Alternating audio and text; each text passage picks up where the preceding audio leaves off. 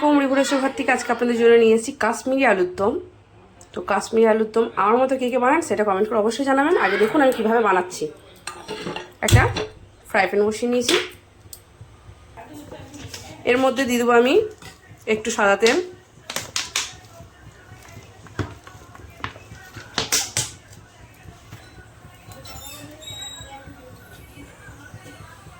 ধুয়ে রাখা আলু,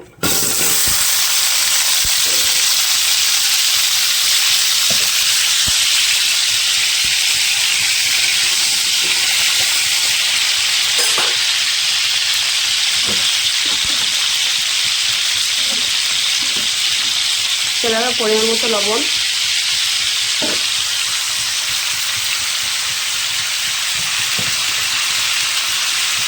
আর তেলার একটু হলুদের গুঁড়ো ভালো করে ভাজা ভাজা করে নেব।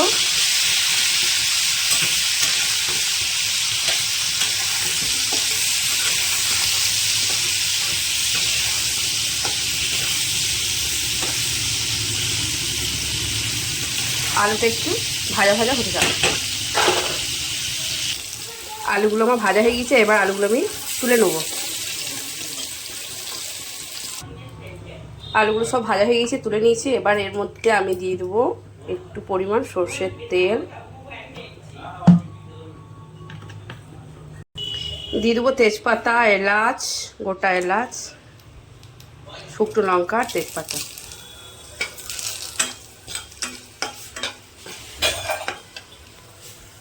এর মধ্যে দিয়ে দেবো কুচিয়ে রাখা কাঁচা পেঁয়াজ।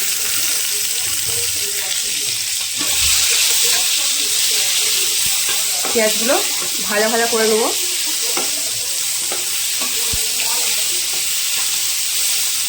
পেঁয়াজগুলো তাড়াতাড়ি গলে যাওয়ার জন্য আমি ওপরে অল্প লবণ ছড়িয়ে দেবো।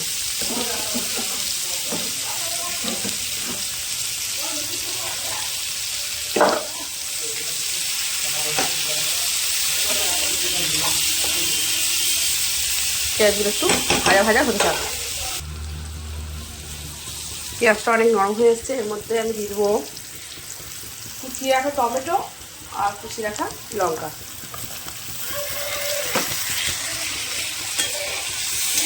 টমেটো আর লঙ্কাটা একটু নরম হতে থাক।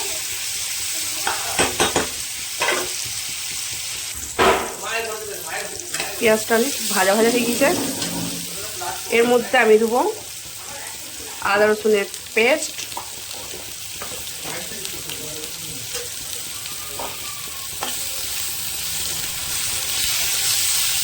হালকা পরিমাণ জল দেবো।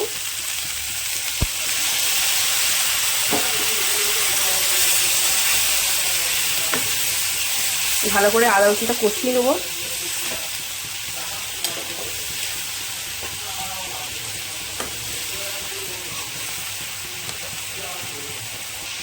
এর মধ্যে আমি গুঁড়ো মশলা অ্যাড করব। লঙ্কার গুঁড়ো, হলুদ গুঁড়ো, গোলের গুঁড়ো, জিরে গুঁড়ো, ধনে গুঁড়ো আর লবণ এর মধ্যে আমি মিশিয়ে নেব।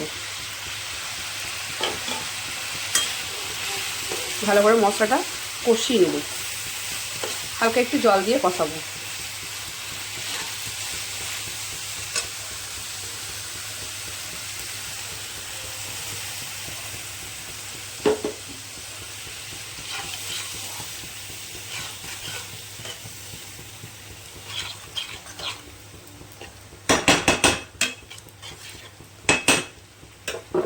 তেল বেরোনো অবধি মশলাটা আমি কষতে থাকবো।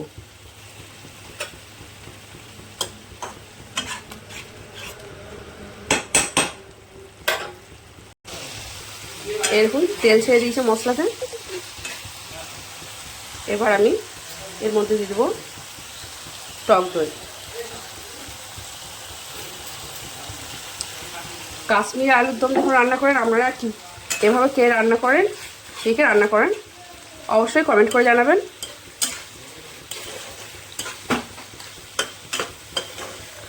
আর যদি কেউ না রান্না করে থাকেন অবশ্যই একবার ট্রাই করে দেখুন, আশা করি খুবই ভালো লাগবে।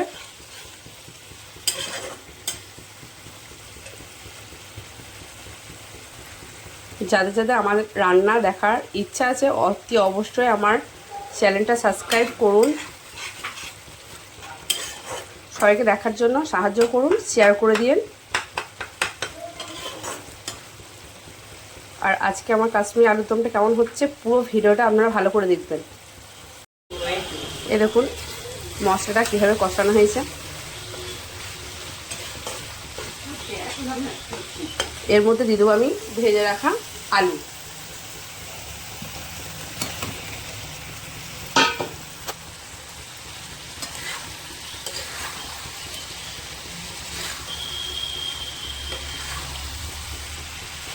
অনেকেই বলে আলুর দম করছে, আলুর দম মিনিমাম কষা টাইপের হয়, ঝোল হয় না। যারা বেশিরভাগ এটা গ্রেভি গ্রেভি থাকবে সেটাকে বলা হয় আলুর দম। অনেকে ঝোল করে বলবে এটাকে আলুর দম। আলুর দম কখনোই ঝোল হয় না, মাখা মাখা হবে, সেটাকে বলা হয় আলুর দম। এর মধ্যে যাবে গরম মশলা।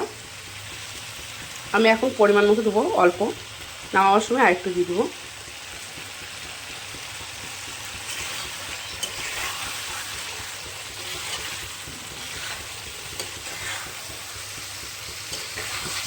ভালো করে কষিয়ে নেব।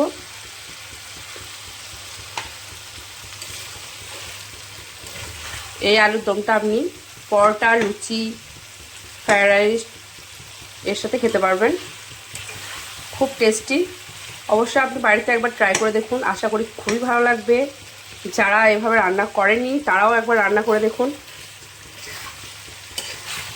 আর বাড়িতে গেস্ট এলে আপনারা অবশ্যই এরকম করে রান্না করুন।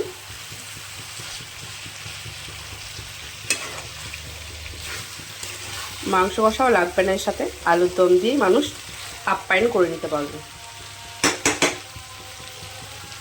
আমি এটা কষানো হয়ে গেছে, আর একটু কষিয়ে নেবো, দিয়ে অল্প পরিমাণে উষুম গরম জল দিয়ে দেবো। কষানো হয়ে গিয়েছে, এর মধ্যে আমি দিয়ে দেবো পরের মতো জল। জলটা দিয়ে আলুটা ভালো করে সেদ্ধ হতে দেবো। আমি আবার চাপা দিয়ে দেবো।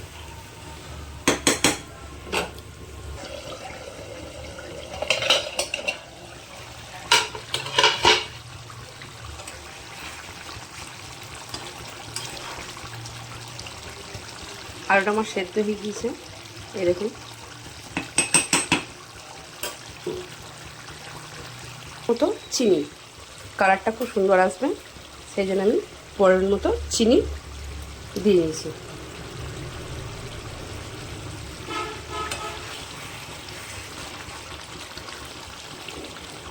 গ্রেভিটা আর একটু টাইট হবে। এর মধ্যে দিয়ে দেবো আমি গরম মশলা আর অল্প পরিমাণে ঘি।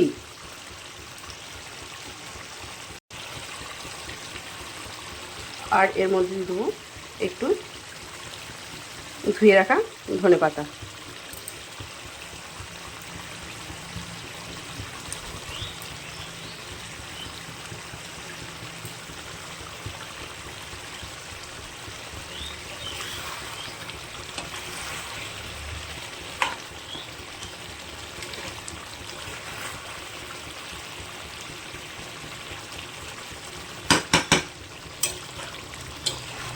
কাশ্মীরি আলুর দম আমার রেডি হয়ে গিয়েছে।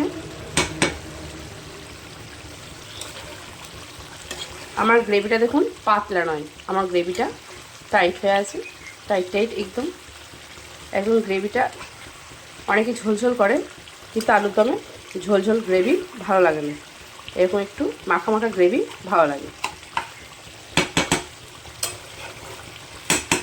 নামাবার সময় 1 চামচ ঘি দিয়ে নামিয়ে নেবেন। আমি ঘিটা দিয়েছি, আপনাদেরকে দেখানো হয়নি। এবার আমি গ্যাসটা বন্ধ করে দেবো। কেমন হয়েছে অবশ্যই কমেন্ট করে জানাবেন, লাইক ও শেয়ার করে দেবেন। আপনাদের যদি ভালো লেগে থাকে অবশ্যই কমেন্ট করে আমাকে জানাবেন। এরকম রান্না দেখার জন্য আমার চ্যানেলটা সাবস্ক্রাইব করে দেবেন। আশা করছি আপনাদের ভালো লাগবে। আর এই রান্নাটা দেখার পর যারা যারা রান্না করবেন তারা অবশ্যই আমাকে কমেন্ট করে জানাবেন কেমন হয়েছে খেতে। বাড়িতে অবশ্যই ট্রাই করে দেখুন, আশা করি আপনাদের খুবই ভালো লাগবে। কমেন্ট করতে ভুলবেন না কিন্তু। টাটা।